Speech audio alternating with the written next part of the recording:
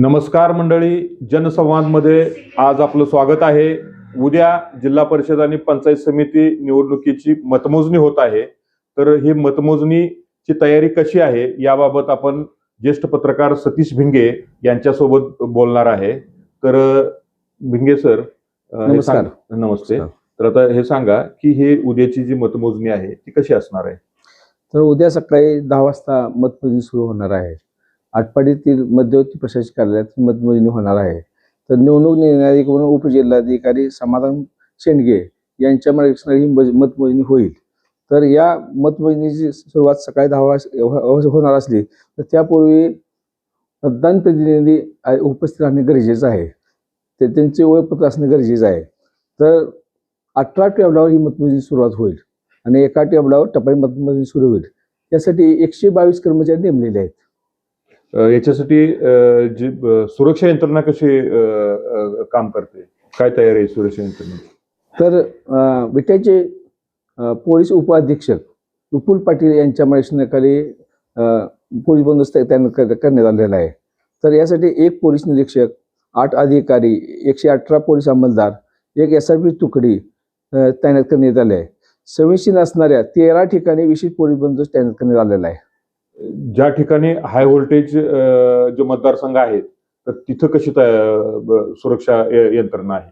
आटपाडी तालुक्यातील high voltage मतदारसंघ म्हणून दिगंची आणि निंबोडे मतदारसंघ विशेष लक्ष पोलिसांनी केंद्रित केलेलं आहे. तर त्या मतदारसंघातील विभूतवाडी, बनपुरी, निंबोडे, झरे आणि दिगंची इथं मतमोजणीच्या आधीपासून SRP तुकडी तैनात करण्यात आलेली आहे.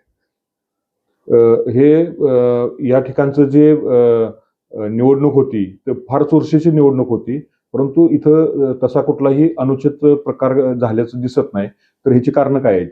तर ही निवडणूक आमदार गोपीचंद पडळकर आणि शिवसेनेचे नेते सुहास बाबर यांनी ही राजकीय प्रतिष्ठित केली होती. त्यामुळे ह्या मतदारसंघात प्रचंड चुरस होती, प्रतिष्ठा होती, गेली तणाव होता. गेली 6 महिने याच्या निवडणुकी तयारी केलेली होती आणि ही निवडणूक अत्यंत शांततेत पार पडावी ह्यासाठी स्वतः जिल्हा पोलीस प्रमुख संदीप गुगे 2 वेळा आटपाडीत स्वतः आलते निवडणूक काळात.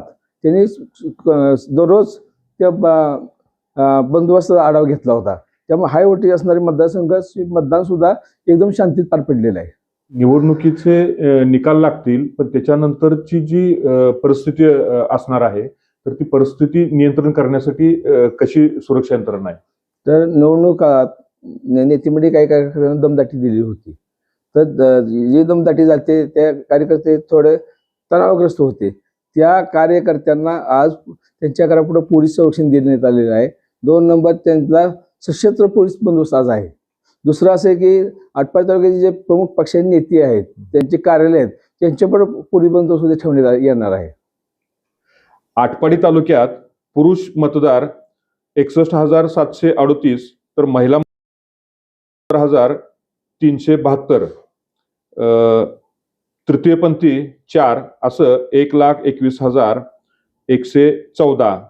तर या मतदानापैकी झालेलं मतदान जे आहे, पुरुष मतदान 45,894 व महिला मतदार 43,013 आणि तृतीयपंथी 4 असं 88,911 इतकं मतदान झालं आहे. म्हणजे ते एकूण टक्केवारी 73.41 इतकं मतदान झालेलं आहे.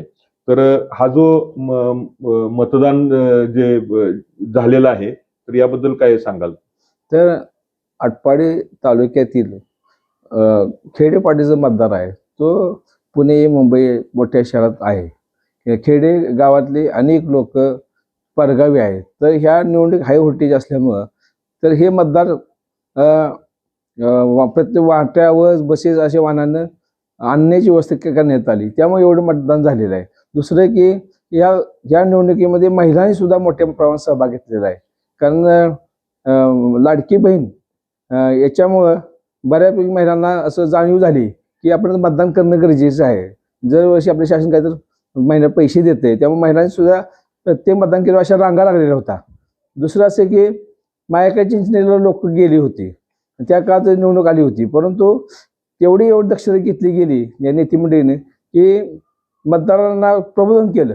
तुम्ही लवकर मत हे त्या मायकी चिन्ह जावा आणि लवकर माघारी आणि मतमोजणीपर्यंत मतदानापर्यंत तुम्ही पोहोचा, अशी व्यवस्था केल्यामुळे मताची टक्केवारी वाढलेली आहे. आणि या मताच्या टक्केवारीचा काही परिणाम असा होईल असं परिस्थिती नाही. तर ज्या त्या मतदारसंघामध्ये तिथले दुरंगी बहुतेक ठिकाणी लढत आहे आणि भाजप आणि शिवसेना, राष्ट्रवादी काँग्रेस आणि काँग्रेस आणि बाळासाहेब उद्धव ठाकरे गट असे 5 पक्षाचे उमेदवार या निवडणुकीत त्यांचं मत यंत्रात त्यांचं भवितव्य अवलंबून आहे. तर उद्या आपल्या सकाळी 10 नंतर जसं निवडणूक निकाल हाती येतील त्यावेळेस कळेल. तर पहिल्यांदा काय होईल, तर उद्या या मतमोजणीची सुरुवात तर पहिला खरसुंडी गट घेतला जाईल, त्यानंतर करगणी घेतला जाईल, त्यानंतर दिगंची आणि निंबोडे. तर दिगंची निंबोडे हा मुद्दाम पाठीमागे ठेवलेला आहे, कारण हाय व्होल्टेज मतदारसंघ आहेत. त्यामुळं सुरुवातीत खरसुंडी करगणी ह्या भागातील निकालानंतर आटपाडी शहरात वातावरण थोडं कमी होईल आणि नंतर दिगंची आणि निंबोडे असे मतदारसंघ ठेवलेले आहेत. तर ही जी आहे ती उद्याचे जी मतमोजणी आहे त्या संदर्भामध्ये प्रशासनाची असलेली तयारी आणि जी सध्याची स्थिती आहे त्याबद्दल आपल्याला माहिती सांगितलेली आहे. तर आम्ही इथेच थांबतोय. पुन्हा भेटूया नवीन विषयासह. नमस्कार.